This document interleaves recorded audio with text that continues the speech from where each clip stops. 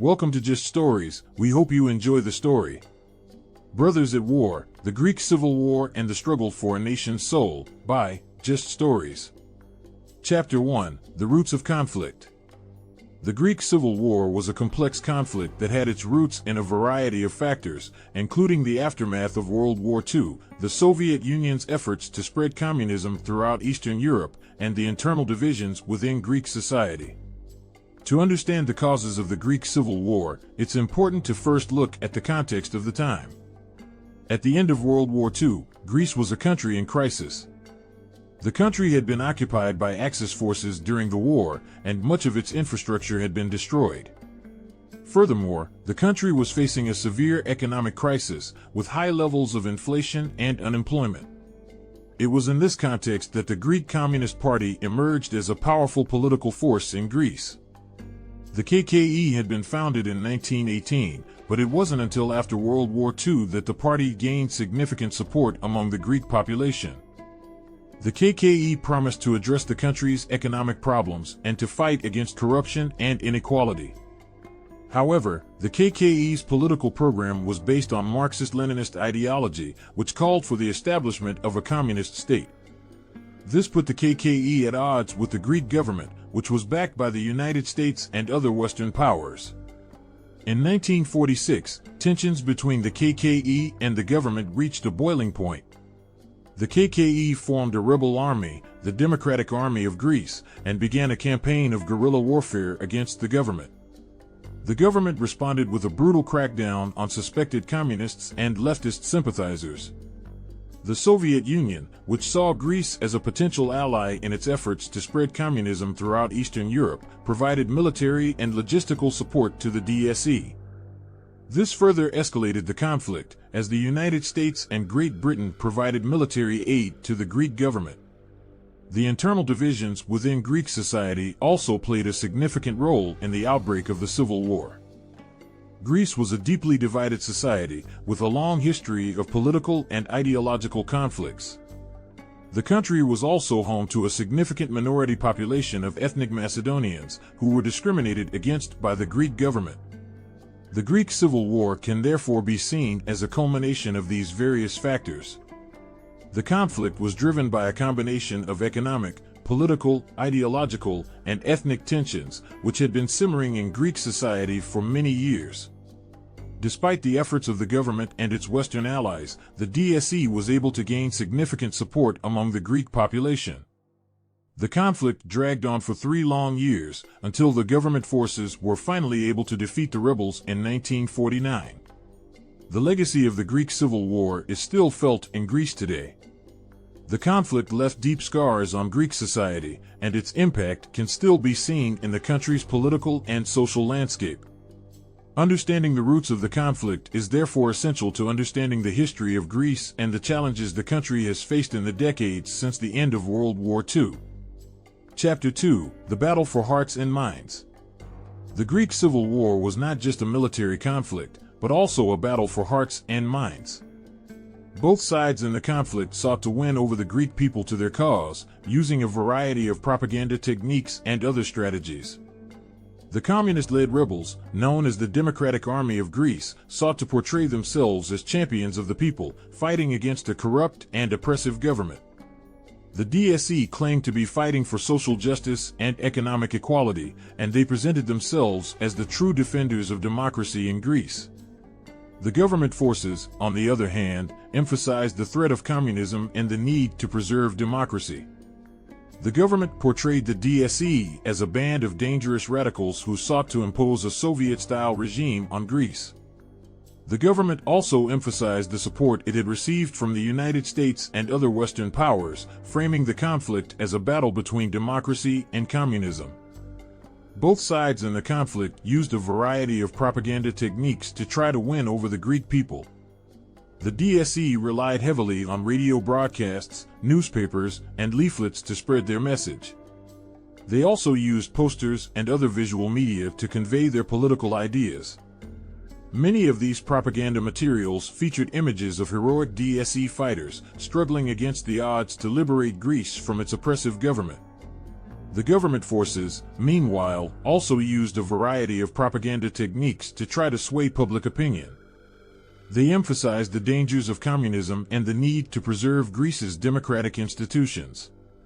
They also highlighted the aid they had received from the United States and other Western powers, portraying the conflict as a crucial battleground in the Cold War. One of the key strategies used by both sides in the conflict was to win over the hearts and minds of the rural population. Much of the fighting in the Greek Civil War took place in the countryside, where the rebels were able to gain support from peasants and other rural residents. The government forces recognized the importance of winning over this demographic, and they launched a variety of programs aimed at improving the lives of rural Greeks. These programs included efforts to provide education and healthcare, as well as agricultural reforms aimed at improving productivity. The DSE, for their part, also sought to win over the rural population. They promised to improve the lives of peasants and other rural residents, and they claimed to be fighting against the oppressive landlords and other elites who had long dominated Greek society. Despite the efforts of both sides to win over the hearts and minds of the Greek people, the conflict remained deeply divisive. Many Greeks were deeply skeptical of the government's claims, and they saw the DSE as a legitimate expression of popular discontent. The conflict was marked by a high degree of violence and brutality, and it left deep scars on Greek society. In the end, the government forces were able to prevail in the conflict, largely due to the military and economic support they received from the United States and other Western powers. However, the legacy of the conflict can still be felt in Greece today, and it serves as a reminder of the power of propaganda and the challenges of building a stable and democratic society in the aftermath of war. Chapter 3: The Mountainside War.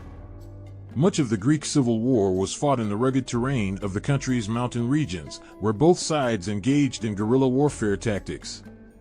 This chapter will detail the brutal fighting that took place in the mountains and the toll it took on both the rebels and the government forces.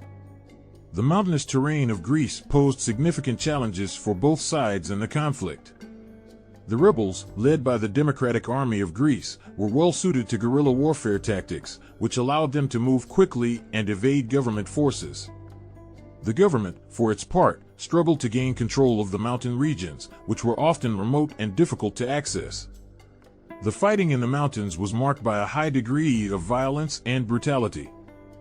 Both sides engaged in ambushes, raids, and other hit-and-run tactics, which often resulted in significant casualties.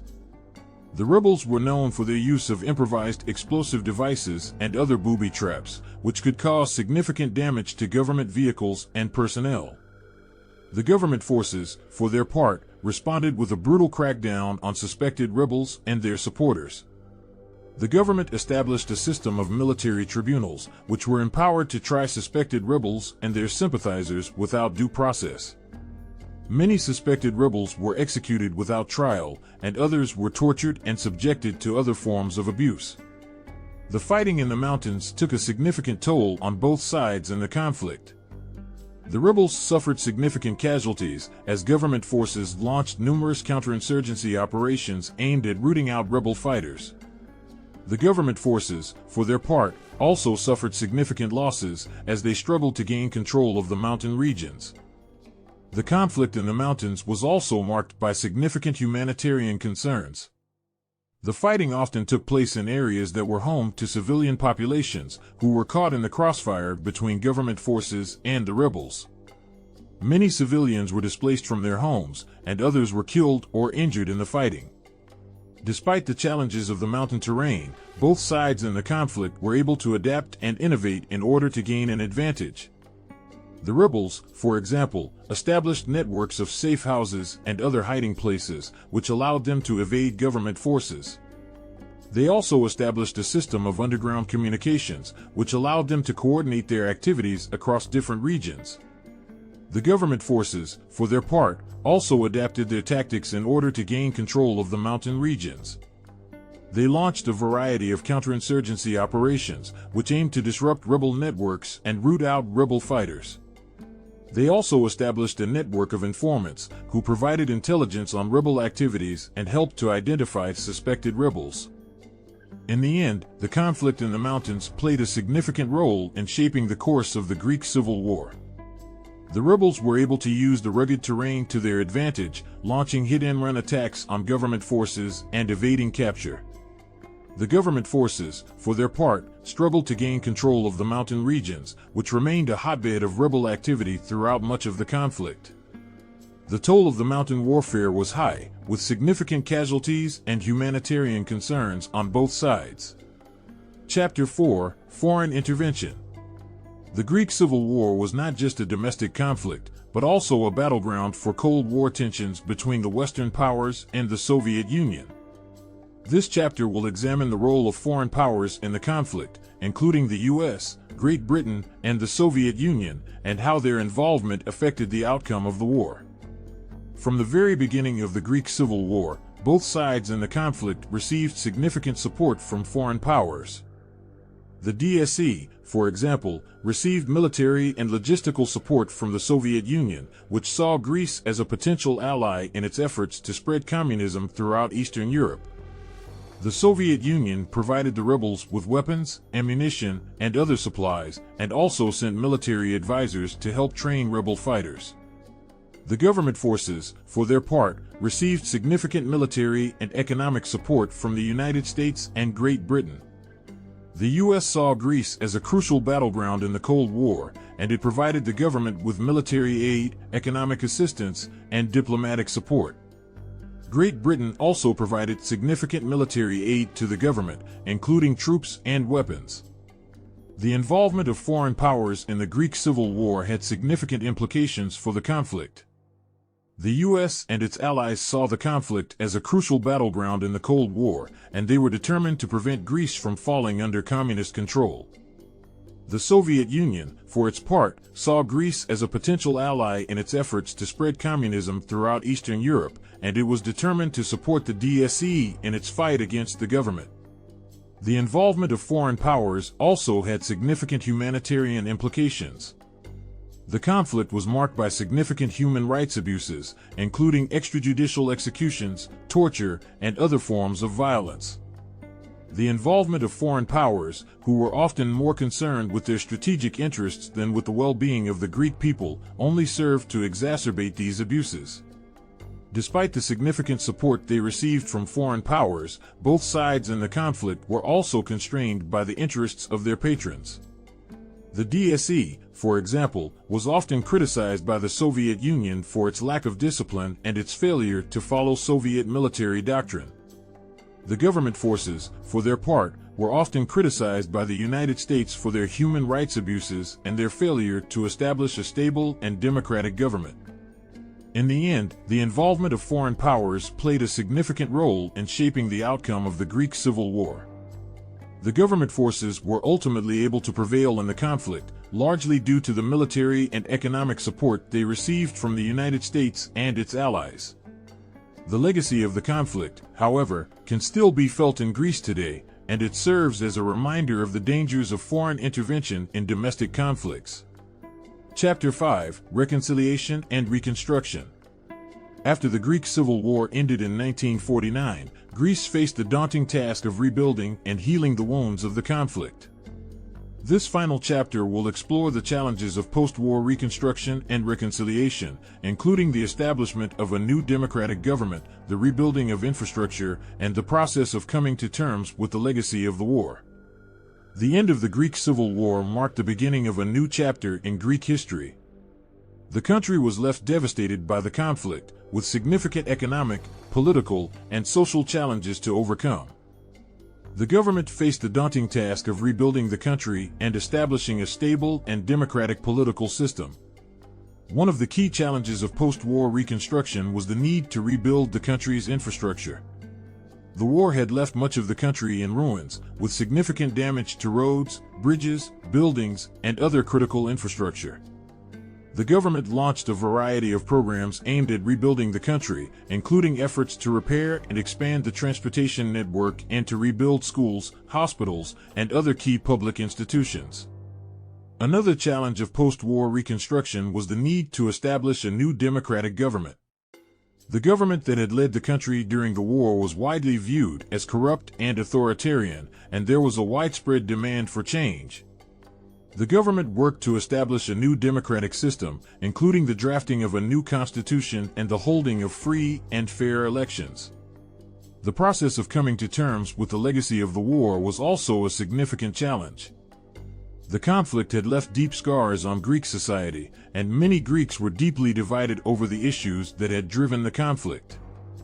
The government worked to promote reconciliation and healing, including efforts to provide support for those who had been affected by the conflict and to promote a culture of forgiveness and understanding. One of the key challenges of the reconciliation process was the need to address the human rights abuses that had taken place during the conflict. Both sides in the conflict had engaged in significant human rights abuses, including extrajudicial executions, torture, and other forms of violence. The government established a variety of programs aimed at promoting accountability and justice, including efforts to prosecute those responsible for human rights abuses and to provide reparations to victims. The process of post-war reconstruction and reconciliation was a long and difficult one, but it ultimately proved to be successful. Greece was able to establish a stable and democratic government, and the country was able to rebuild and recover from the damage of the conflict. The legacy of the war, however, can still be felt in Greece today, and it serves as a reminder of the challenges of building a stable and democratic society in the aftermath of war. Thank you for watching our story. Don't forget to like, share, and subscribe, so you don't miss out on our next video.